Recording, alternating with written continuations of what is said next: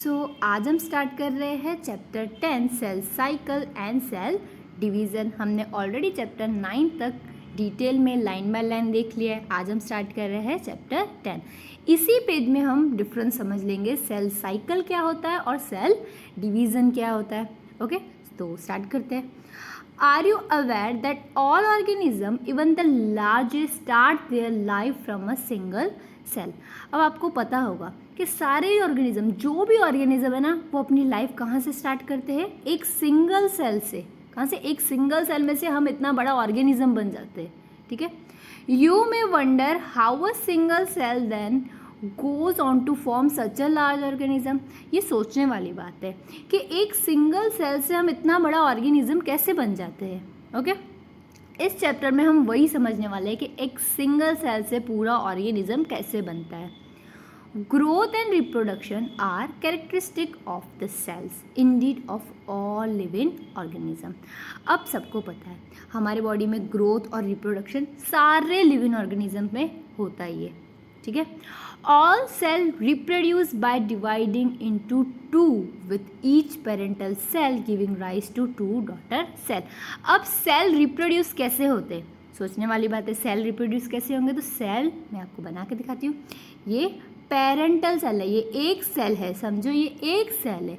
एक सेल जाके डिवाइड हो जाएगा दो सेल में। ठीक है, फिर ये आगे दो में। ठीक है, ऐसे होता है रिप्रोड्यूस। ठीक है, ऐसे हो रहा है डिवीज़न, समझे? रीड करो फिर से। All cells reproduce by dividing into two with each parental cell giving rise to two daughter cells. जो ये एक पेरेंटल सेल है, इसको हम क्या बोलेंगे? Parental cell. जैसे ये दो बनी तो इसको हम बोलेंगे दो डॉटर सेल्स। क्लियर सबको इतना? Each time they divide, this newly formed daughter cell can themselves grow and divide giving rise to a new cell population। जो ये डॉटर सेल्स बनी, इसको हमने क्या बोला? दोनों को डॉटर सेल। फिर ये आगे जाके ग्रो करेंगी। ठीक है, ये ग्रो करेंगी, फिर जाके दो दूसरे को फॉर्म करेंगी। क्लियर सबको इतना? ठीक है, ऐसे ही पूरी एक पॉपुलेशन बन जाएगी। क्लियर सबको इतना? कंटिन्यूस होती जाएगी डिवीजन होती जाएगी, ग्रो करेंगे डिवाइड होंगे, ग्रो करेंगे डिवाइड होंगे। क्लियर, समझ गए? In other words, such cycle of growth and division allow a single cell to form a structure consisting of millions of cells। ठीक है, अब आप देख सकते हो ये जो ग्रोथ की साइकिल और डिवीज़न है, वो एक सेल में से कितने मिलियंस ऑफ सेल्स बना सकते हैं। कैसे? देख लिया हमने, एक में से दो डिवाइड होंगे, देख लिया। क्लियर? तो समझ गए कि एक सिंगल सेल में से पूरा ऑर्गेनिज्म कैसे बनता है। ठीक है, आगे देखते हैं सेल साइकिल। पहले हम समझेंगे सेल डिवीज़न क्या होता है। Cell division is very important process in all living organism. सबको पता है ये सेल डिवीज़न इंपॉर्टेंट है, तो ही तो सिंगल सेल में से इतने मिलियंस ऑफ सेल बनेंगे ना। क्लियर सबको? During the division of cell DNA replication and cell growth also take place. सबको पता है कि ये एक सेल में से दो सेल बन रहे, तो ऑफकोर्स वहाँ पे सेल ग्रोथ भी होनी चाहिए। और जो इसके अंदर, सेल के अंदर डीएनए होता है, सबको पता है, हमने सेल के चैप्टर में डिटेल में पढ़ा है। क्लियर? न्यूक्लियस के अंदर वो डीएनए का रेप्लिकेशन, डीएनए भी बढ़ना चाहिए और सेल ग्रोथ भी होना चाहिए। तो सेल डिवीज़न में ये दोनों चीज़ें होनी चाहिए। ऑल दिस प्रोसेस, जो सेल डिवीज़न है, DNA replication and cell growth hence have to take place in a coordinated way. ठीक है, अब देखो, जैसे सेल ग्रोथ हो रही है, सेल डिवीज़न हो रहा है, डीएनए रेप्लिकेशन हो रहा है, इसके लिए एक कोऑर्डिनेटेड वे का क्या मतलब हुआ कि एक इसके बाद ये वाली, इसके बाद ये वाली ग्रोथ होनी चाहिए। ऐसी एक कोऑर्डिनेटेड वे तो होनी चाहिए। सेल को पता कैसे चलेगा अभी ये ग्रो करना है, अभी ये ग्रो करना है, अभी इसको सिंथेसाइज करना है, तो एक कोऑर्डिनेटेड वे होनी चाहिए। ठीक है, to ensure correct division. Of course एक प्रॉपर वे होगी सेल को डिवाइड करने के लिए, तो क्या होगा? करेक्ट डिवीज़न होगा। And formation of progeny cells containing intact genome. मतलब क्या हुआ? जो न्यू सेल्स बनेंगे उसमें प्रॉपर फॉर्मेशन होगा और उसके अंदर इंटैक्ट जीनोम, जो डीएनए वाला पार्ट होगा, ठीक है, जेनेटिक मटेरियल, क्लियर, वो प्रॉपर होगा अगर करेक्ट डिवीज़न हुआ। तो करेक्ट डिवीज़न कैसे होगा? उसके लिए एक प्रॉपर कोऑर्डिनेटेड वे होनी चाहिए। आई होप आपको ये क्लियर हुआ। The sequence of events by which a cell duplicates is genome। अब सीक्वेंस क्या हुई, जैसे एक के बाद यही साइकिल, ठीक है, हम साइकिल की बात कर रहे हैं। अब एक के बाद यही स्टेप होना है, इसके बाद यही स्टेप होना है, ऐसे कंपल्सरी एक स्टेप बाय स्टेप बोलते हैं ना, उसको ही हम बोलते हैं sequence of events. Clear? Synthesis, the other constituent of cell eventually divides into two daughter cell is termed as cell cycle. Cell cycle क्या हुआ, जैसे हम आगे देखने वाले हैं कि इंटरफेस होता है, ठीक है, माइटोसिस होता है, ठीक है, फिर ऐसे ये पूरी साइकिल रिपीट होती जाती है, ठीक है। उसमें से क्या बनता है, एक पेरेंटल सेल में से 2 डॉटर सेल बनती है। तो एक सीक्वेंस देख लिया हमने कि ये फेस के बाद यही फेस होने वाला है, तो सीक्वेंस ऑफ इवेंट्स बोलेंगे हम, ठीक है, उसको ही हम क्या बोलेंगे, सेल साइकिल। लास्ट में क्या होना है, सेल को डिवाइड होकर 2 डॉटर सेल्स में बनना है, ठीक है। Although cell growth is continuous process. अब सेल ग्रोथ है, ऑफ कोर्स सेल ग्रोथ क्या है, जो साइटोप्लाज्म होता है सेल के अंदर, क्या क्या होता है याद करो, साइटोप्लाज्म होता है, न्यूक्लियोप्लाज्म होता है, सबको याद है। क्लियर? जो सेल ग्रोथ है वो कंटिन्यूअस प्रोसेस, वो हमने अपनी अंडरस्टैंडिंग के लिए इवेंट्स नाम दे दिए, उसको स्टेजेस को नाम दे दिए। Clear? Although cell growth is a continuous process, DNA synthesis occurs only during one specific stage in the cell cycle. अब जो हमने स्टेजेस नाम दिए ना, ये के बाद ये हो रहा है, ये के बाद ये हो रहा है, बट जो DNA सिंथेसिस है ना वो सिर्फ एक स्टेज में होगा, हम आगे देखेंगे, उसको हम क्या बोलेंगे, एस फेज, ठीक है, सिंथेसिस फेज, आगे हम डिटेल में देखने वाले हैं। क्लियर? तो ये याद रखना है, ये तो सिर्फ ओवरव्यू है, ठीक है, आगे तो हमको ये पूरा चैप्टर डिटेल में ही करना है। The replicated chromosome are then distributed to daughter nuclei by a complex series of events. जो क्रोमोसोम जो डबल हो गया, क्रोमोसोम क्या हो गया, डीएनए, डीएनए के अंदर ही क्या होता है, क्रोमोसोम, सबको याद होगा, सेल चैप्टर पढ़ा होगा तो आपको याद होगा, ठीक है। वो जैसे ये एक पेरेंटल सेल है, ऐसे इसमें से 2 डॉटर, तो उसमें से प्रॉपर हाफ डिवाइड करके दोनों को मिलेगा। Clear? This events are themselves under genetic control. ये जो इवेंट हो रहे हैं ना वो किसके अंदर कंट्रोल होते हैं, जेनेटिक कंट्रोल में होते हैं, ठीक है। क्लियर सबको इतना? फिर अब हम पढ़ेंगे फेजेस। अब आया फेजेस ऑफ सेल साइकिल। अब एक सेल 2 में कन्वर्ट होना है, ठीक है, हमको, यानी एक सेल को 2 में डिवाइड करना है, तो उसके फेजेस कौन से होंगे, एक सेल को दो बनाने में कौन से फेजेस होंगे, क्या क्या उसमें यूज़ होगा, क्या क्या होता है ग्रोथ्स में, ठीक है, हम सब अब डिटेल में देखेंगे। और टिपिकल यूकैरियोटिक सेल, सबको पता है प्रोकैरियोट क्या होता है, यूकैरियोट क्या होता है, हमने डिटेल में पढ़ रखा है। अगर आपने पहले वाली वीडियोस नहीं देखी, इसलिए मैं बोल रही हूँ कि पहले देख आना, ठीक है। A typical eukaryotic cell cycle is illustrated by human cells in culture. यहाँ पे हमने एक एग्जाम्पल लिया है, ठीक है। ह्यूमन सेल्स कैसे, कितनी देर में डिवाइड होंगे, अब आप सोचने वाली बात है कि ये कंटिन्यूसली डिवाइड होते जाएंगे, तो हम ऑर्गेनिज्म कितने बड़े होते जाएंगे। But this cells divide once in approx every 24 hours, ठीक है। ह्यूमन सेल कितनी देर में, ये तो आपको ये आवर्स याद रखने हैं, ये नीट में बहुत बार एमसीक्यू पूछा जा चुका है, ठीक है। तो 24 आवर्स आपको याद रखने हैं, ठीक है। ह्यूमन सेल कितनी देर में डिवाइड करेंगे, कितना टाइम लगेगा, तो एवरी 24 आवर वो डिवाइड होंगे। However, this duration of cell cycle can vary from organism to organism. Of course, ये हमने ह्यूमन की बात की, तो दूसरे ऑर्गेनिज्म में ये सेल साइकिल डिफरेंट होती है, डिफरेंट टाइम की हो सकती है, ठीक है। यीस्ट फॉर एग्जाम्पल, अब यीस्ट में देखेंगे तो can progress through the cell cycle in only 90 minutes. यहाँ पे कितना टाइमिंग है, 90 मिनट। ह्यूमन में कितना है, 24 आवर्स। क्लियर सबको इतना?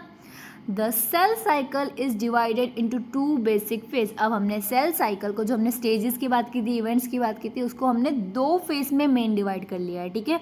एक इंटरफेस, एक एम फेज। एम फेज को हम क्या बोलेंगे, माइटोसिस फेज। क्लियर? यहाँ पे दिख रहा है सबको, ये क्या है, ये एम फेज है, ये इतना एम फेज है, और ये पूरा क्या है, इंटरफेस। क्लियर सबको इतना? पहले हम एम फेज की बात करेंगे। The M phase represent the phase when the actual cell division और mitosis occur, and the interphase represent the phase between 2 successive M phase. अब इसने क्या बोला, जो एम फेज है ना, ये देखो एम फेज, यहीं पे जाके एक सेल 2 में कन्वर्ट होगा, ठीक है, यहीं पे एक्चुअल डिवीज़न हो रहा है, यहाँ से पूरा इंटरफेस में क्या हो रहा है, ग्रोथ हो रही है। ठीक है, क्लियर सबको इतना। और इंटरफेस यानी ये पूरा इंटरफेस वो क्या रिप्रेजेंट करता है, दो एम फेस का बीच का। ठीक है, ये है एम फेस और ये है इंटरफेस एंड ये एम फेस। क्लियर, यहाँ दोनों जगह डिवीज़न हो रहा है। ठीक है, और उनका बीच का स्टेज हम बोल सकते हैं इंटरफेस, जहाँ पे ग्रोथ हो रहा है। क्लियर सबको इतना। It is significant to note that in the 24-hour average duration of cell cycle of a human cell, cell division proper lasts for only about an hour. अब देखो, हमने देखा कि एम फेस तो बहुत छोटा है और बहुत बड़ा क्या है, बहुत बड़ा क्या है, इंटरफेस। तो ये सोचने वाली बात है, सिर्फ जो ये एम फेस है ना वो 1 आवर लास्ट करता है, एक्चुअल डिवीज़न सिर्फ 1 आवर हो रहा है और बाकी सब क्या हो रहा है, ग्रोथ। क्लियर सबको इतना। तो हम ऐसा बोल सकते हैं the interface last more than 95% of duration of, पूरी सेल साइकिल में 95% तो क्या हो रहा है, इंटरफेस में जा रहा है। ठीक है, यानी ग्रोथ में जा रहा है, सिंपल समझो। ठीक है, the M phase start with the nuclear division. अब एम फेस स्टार्ट कैसे होगा, न्यूक्लियर डिवीज़न। अब सबको पता है सेल के अंदर क्या होता है, न्यूक्लियस। अब इसको दो डॉटर सेल में हमको इक्वल होंगी, ये मैंने छोटी बना दी पर इक्वल होंगी। ठीक है, ऐसे 2 डॉटर सेल में डिवाइड होना है। ठीक है, अब जो इसका न्यूक्लियस है ना, न्यूक्लियस, तो पहले ये न्यूक्लियस डिवाइड होगा अंदर ही अंदर। ठीक है, उसको हम क्या बोलते हैं, कार्योकाइनेसिस। सबको याद होगा, हमने पढ़ रखा है। The phase start with the nuclear division corresponding to the separation of daughter chromosome. उसको हम क्या बोलेंगे, कार्योकाइनेसिस। सबको याद होगा। ठीक है, न्यूक्लियर डिवीजन को हम क्या बोलते हैं, karyokinesis. And usually and with the division of cytoplasm. समझो, मैं आपको एक बार यहाँ पे एक्सप्लेन करती हूँ। ठीक है, पहले क्या होगा, पहले ये दो न्यूक्लियस डिवाइड हो जाएंगे। ठीक है, फिर ये बीच में से कट के ये एक सेल बन जाएगा, ये दूसरा सेल बन जाएगा। क्लियर सबको इतना, ऐसे डिवीज़न होगा। और साइटोप्लाज्म के डिवीज़न को हम क्या बोलते हैं, साइटोकाइनेसिस। साइटोकाइनेसिस भी मैं आपको समझाती हूँ। जैसे ये 2 पहले न्यूक्लियर डिवाइड हो चुके, ये 2 न्यूक्लियर। ठीक है, अब ये पूरा साइटोप्लाज्म है। अब जब ये साइटोप्लाज्म का ऐसे डिवीज़न होगा, ये एक सेल बन जाएगा, ये दूसरा सेल, उसको हम क्या बोलेंगे, साइटोकाइनेसिस। क्लियर, और न्यूक्लियस के डिवीज़न को हम क्या बोलेंगे, कार्योकाइनेसिस। ओके, द इंटरफेस दो कॉल्ड द रेस्टिंग फेस। अभी हमने देखा कि प्रॉपर सेल डिवीज़न किस में हो रहा है, एम फेस में। तो इंटरफेस को इसलिए हम क्या बोल सकते हैं, resting phase. Is the time during which the cell is preparing for division by undergoing both cell growth and DNA replication. ठीक है, इंटरफेस को हमने रेस्टिंग फेस क्यों बोला, बिकॉज वो ऐसा टाइम है जहाँ पे सेल क्या हो रहा है, प्रिपेयर हो रहा है डिवीज़न के लिए। क्या क्या हो रहा है उसमें, तब तक सेल ग्रोथ हो रहा है और डीएनए रेप्लिकेशन हो रहा है। ठीक है, क्लियर सबको इतना। इन ऑर्डरली मैनर, एक प्रॉपर ऑर्डर में होगा। तो अब हम पढ़ेंगे इंटरफेस को डिटेल में। अब याद रखो, इंटरफेस में क्या होना है, डिवीज़न नहीं होना है। क्या होना है, तो सेल ग्रोथ होगी, डीएनए रेप्लिकेशन होगा। क्लियर, डिवीज़न कहाँ होगा, एम फेस में। ये आप माइंड में डाल दो। ठीक है, अब the interface is divided into 3 further faces. अब हम पढ़ेंगे 3 फेस। इंटरफेस के ही कितने, 3 फेस। ठीक है, फर्स्ट है G1 फेस, फिर है S फेस, फिर G2 फेस। अब S फेस को ही हम क्या बोलते हैं, सिंथेसिस फेस, जहाँ पे डीएनए का सिंथेसिस होगा। क्लियर सबको इतना। चलो स्टार्ट करते हैं, ध्यान से सुनना, बहुत कंफ्यूज हो जाओगे नहीं तो कि किसके बाद क्या आ रहा है, सिंपल नहीं है इतना। ठीक है, G1 phase corresponding to the interval between mitosis and initiation of DNA replication. यहाँ आप बहुत कंफ्यूज हो जाओगे। ठीक है, अब G1 क्या है, यहाँ पे क्या बोला है कि माइटोसिस और इनिशिएशन ऑफ डीएनए रेप्लिकेशन है। ठीक है, मैं पहले यहाँ पे सिंपल क्या करती हूँ, ये माइटोसिस फेज है, ये इंटरफेज है। सेल साइकिल में ऑफकोर्स ये 2 ही फेज है, सबको पता है। ठीक है, अब मैंने सिंपल लिख दिया, ये माइटोसिस और इंटरफेस के अंदर कौन से 3 फेज में डिवाइड है, मैंने वो लिख दिया। ठीक है, G1, S and G2। Clear सबको, इसमें कोई वो नहीं है, ठीक है। मैंने I के 3 फेज लिख दिए, ठीक है। आपने मैथ्स पढ़ा होगा तो पता होगा, मैंने I की जगह क्या लिख दिया, G1, S और G2। ऑफकोर्स वो तीनों मिला के क्या है, इंटरफेज है। सबको इतना क्लियर। तो माइटोसिस और सिंथेसिस के बीच में क्या है, G1। तो यहाँ पे यही तो बोला है फर्स्ट लाइन में, G1 corresponding to the interval between mitosis and initiation of DNA replication। S phase में क्या होना है, सिंथेसिस फेज में क्या होना है, DNA replication। तो यहाँ पे क्या बोला गया है, G1 क्या है, माइटोसिस, और S फेज का इंटरवल क्या है, वो G1। क्लियर सबको इतना। During G1 phase, the cell is metabolically active and continuously grows but does not replicate its DNA। G phase में क्या हो रहा है, सेल की ग्रोथ तो हो रही है बट DNA रेप्लिकेट नहीं कर रहा। क्लियर। फिर G1 के बाद कौन सा फेज आएगा, S फेज।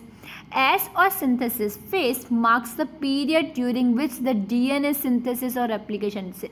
S फेज में क्या होना है, DNA रेप्लिकेशन और सिंथेसिस, ठीक है। क्लियर सबको इतना। G1 में क्या हुआ, सेल का ग्रोथ हुआ। ड्यूरिंग दिस टाइम, अब जो ये DNA का सिंथेसिस हो रहा है, अमाउंट ऑफ DNA पर सेल डबल, एक सेल में जो DNA था वो डबल हो जाएगा, ठीक है। If the initial amount of DNA is denoted as 2C then it increase to 4C, यानी डबल हो गया। क्लियर सबको इतना, इसमें कोई समझने मतलब इतना रॉकेट साइंस नहीं है। Clear. However, there is no increase in the chromosome number। अब तक क्या हुआ है, सिंथेसिस DNA का हुआ है पर क्रोमोसोम नंबर उतने के उतने ही है, ठीक है। If the cell had diploid or 2n number of chromosome at G1, अगर G1 में क्रोमोसोम नंबर डिप्लॉयड है, clear, even after S phase the number remains the same। अब ऐसा नहीं होगा 2n में से 4n, ऐसा नहीं होगा। क्लियर सबको इतना।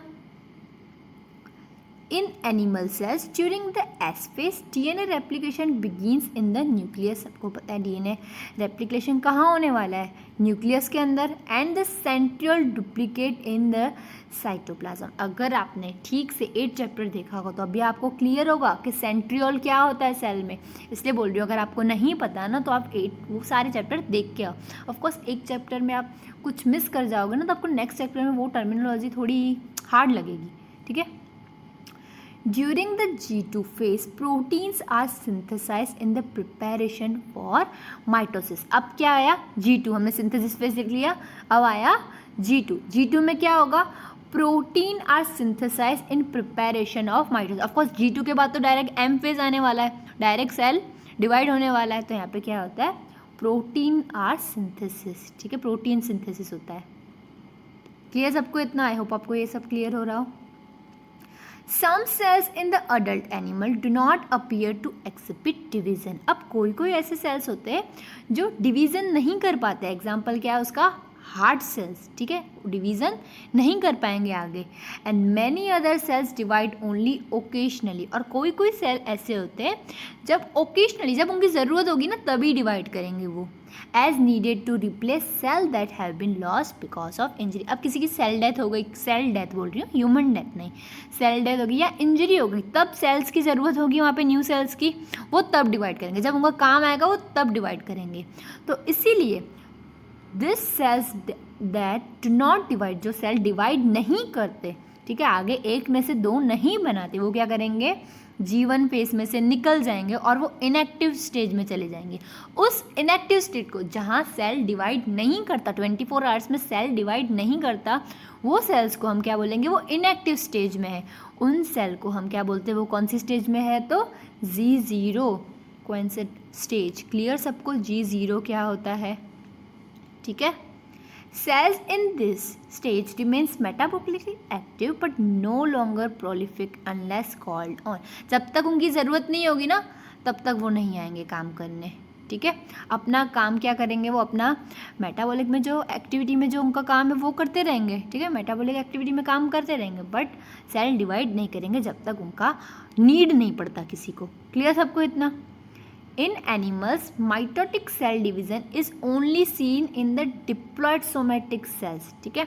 अब एनिमल्स में क्या होता है, जो माइटोटिक सेल डिवीज़न होता है ना, कहाँ देखने मिलेगा, सिर्फ डिप्लॉयड में। सबको पता है हैप्लॉयड क्या होता है, डिप्लॉयड क्या होता है, क्लियर, देखने मिलेगा। बट यहाँ पे भी थोड़े एक्सेप्शंस है, where haploid cells can divide by mitosis. ठीक है, ऐसे कौन से, अभी क्या मैंने पढ़ा है आपको कि सेल डिवीज़न जो ये माइटोटिक सेल डिवीज़न है वो सिर्फ डिप्लॉइड में होगा, एनिमल्स की बात हो रही है। ठीक है, बट ऐसे एनिमल्स में भी थोड़े एक्सेप्शन है, जो जहाँ हैप्लॉइड सेल होंगे ना वो माइटोसिस से डिवाइड करेंगे। तो वो क्या एग्जांपल है, मेल हनी बी, उसमें क्या होने वाला है, हैप्लॉइड सेल माइटोसिस से डिवाइड करेंगे। ठीक है, अब अगर हम प्लांट में देखेंगे, against this the plants can show mitotic division in both, तो दोनों में देख सकेंगे, हैप्लॉइड एंड डिप्लॉइड में। क्लियर सबको इतना? From your recollection of example of alternation of generation in plants, अगर आपने थर्ड चैप्टर देखा होगा तो आपको पता होगा, वहाँ पे हमने देखा था डिटेल में अल्टरनेशन ऑफ जनरेशन, हैप्लॉइड से डिप्लॉइड, ये सब कैसे हो रहा है। क्लियर सबको इतना? तो आज का मैं देखो इंटरफेस तो फिनिश हो गया, नेक्स्ट में हम स्टार्ट करेंगे एमफेस। सो आज का ये लेक्चर मैं यहीं फिनिश कर रही हूँ। सो थैंक्स फॉर, अगर आपने सब्सक्राइब नहीं किया तो please subscribe and like also.